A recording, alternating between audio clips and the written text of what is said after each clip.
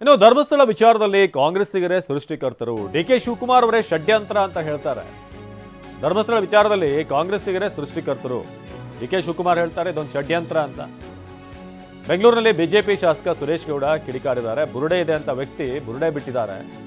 ಈ ಕೇಸ್ನಲ್ಲಿ ಯಾರೋ ಷಡ್ಯಂತ್ರ ಮಾಡ್ತಿದ್ದಾರೆ ಅಂತ ಸುರೇಶ್ ಗೌಡ ಹೇಳಿದ್ದಾರೆ. ಇದೊಂದು ರಾಜಕೀಯ ಷಡ್ಯಂತ್ರ, ಇದು ಧರ್ಮಸ್ಥಳಕ್ಕೆ ಕಪ್ಪು ಚುಕ್ಕೆ ಇಡುವಂತ ಹುನ್ನಾರ ಅಂತ ಬಿಜೆಪಿಯ ಶಾಸಕ ಸುರೇಶ್ ಗೌಡ ಹೇಳಿದ್ದಾರೆ. ನಮಗೇನು ಕಾಂಗ್ರೆಸ್ನವ್ರು ತಾನೇ ಇದನ್ನ ಸೃಷ್ಟಿಕರ್ತರೇ ಕಾಂಗ್ರೆಸ್ ಪಾರ್ಟಿ. ಕಾರಣ ಏನಪ್ಪ ಅಂತ ಹೇಳಿದ್ರೆ, ಇದನ್ನ ಸಿದ್ದರಾಮಯ್ಯನವರು ಅಲ್ಲಿ ಭೇಟಿಯಾದ ಸಂದರ್ಭದಲ್ಲಿ ಇದನ್ನು ಯಾವುದೇ SIT ತನಿಖೆ ಕೊಡೋದಿಲ್ಲ ಅಂತ ಹೇಳ್ತಾರೆ. ನೆಕ್ಸ್ಟ್ ಡೇ ಬಂದು SIT ತನಿಖೆ ಕೊಡ್ತಾರೆ. ಗುಂಡೂರಾವ್ ಅವರು ಹೇಳ್ತಾರೆ ಅಲ್ಲೇ SP ಅವ್ರು ತನಿಖೆ ಮಾಡಲಿ ಅಂತ ಹೇಳ್ತಾರೆ. ಇವೆಲ್ಲ ಗೊಂದಲದ ಮಧ್ಯೆ SITನ ತನಿಖೆ ಮಾಡಿದ್ರು. ಯಾರು ಬುರುಡೆ ಹಿಡ್ಕೊಂಬಂದ, ಬುರುಡೆ ಎಲ್ಲಿ ಬಂದಿದೆ ಅನ್ನೋದನ್ನ ಈಗ ತನಿಖೆ ಮಾಡಬೇಕು.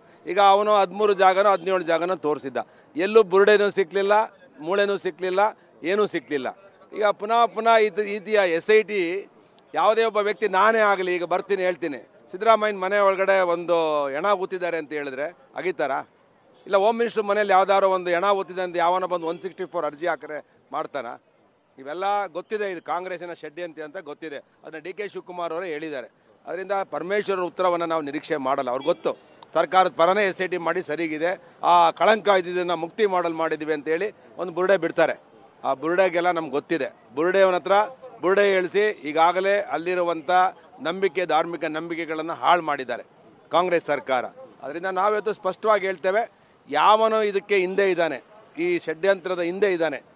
ಇವತ್ತು ಏನೇನೋ 12 ವರ್ಷಗಳಿಂದ ನಿರಂತರವಾಗಿ ಸೌಜನ್ಯ ಕೊಲೆ ಆಗಿ, COD ತನಿಖೆ ಆಗಿ, ಏನೋ ಇವರೇ ಸೇರಿ ಅದನ್ನು ಅಕ್ವಿಟೇಷನ್ ಮಾಡಿ, ಯಾರು ತಾಯಿಯಾಗಿ ವಿಟ್ನೆಸ್ ಹೇಳಬೇಕಾಗಿದ್ದು ಆಕೆನೇ ವಿರೋಧ ಹೇಳಿ ಇವತ್ತು ಅವನ್ನ ಅಕ್ವೈಟ್ ಮಾಡಿಸಿದ್ದಾರೆ.